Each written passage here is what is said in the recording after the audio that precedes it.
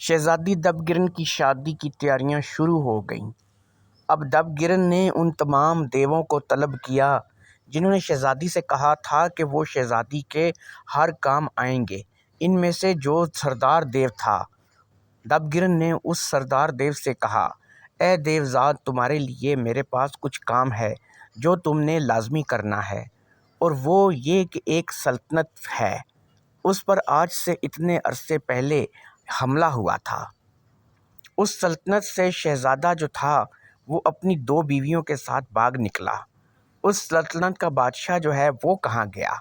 زندہ ہے یا کہ مر گیا؟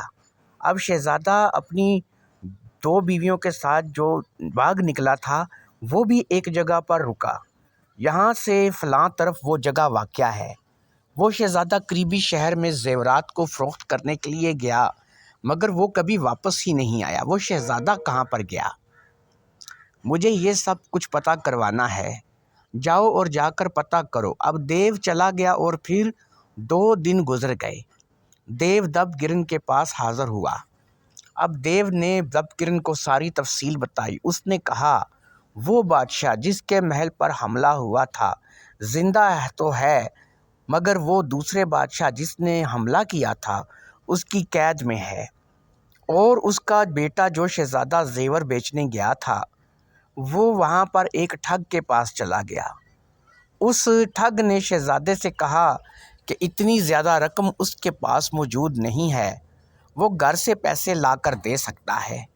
پھر ٹھگ نے دکان بند کی اور شہزادے کو گھر لے گیا، اور وہاں شہزادے کو ایک تہہ خانے میں لے جا کر بند کر دیا، اور شہزادہ بھی قید ہو گیا، اور خود شہزادے کے سارے مال پر اس ٹھگ نے قبضہ کر لیا۔ اب بھی شہزادہ اس کی قید میں ہے۔ اب دب گرن نے کہا، ٹھیک ہے، جاؤ اور اس شہزادے کو رہا کروا کے لاؤ۔ اب دیو چلا گیا اور پھر شام کے قریب وہ شہزادے کے ساتھ اور ان تمام زیورات کے ساتھ دب گرن کے پاس دوبارہ حاضر ہو گیا۔ اب دب گرن نے دیو سے کہا، جو بادشاہ قید ہے اس کو بھی رہا کروا لاؤ، اور وہ سلطنت بھی واپس حاصل کر لو جو بادشاہ سے دوسرے بادشاہ نے چھین لی تھی۔ اب دیو ایک بار پھر چلا گیا اور پھر وہ اگلے دن شام کو حاضر ہوا۔ اس دوران شہزادے کو دب گرن نے سب کچھ بتا دیا تھا کہ کیسے وہ لڑکی سے لڑکا بنی اور اب تک کیا کیا کچھ ہوا۔ خیر اگلے دن وہ بادشاہ بھی آ گیا جو کہ قید میں تھا، جو کہ دب گرن کا سسر بھی تھا۔ اب سب لوگوں کو دب گرن نے اکٹھا ہونے کے لیے کہا۔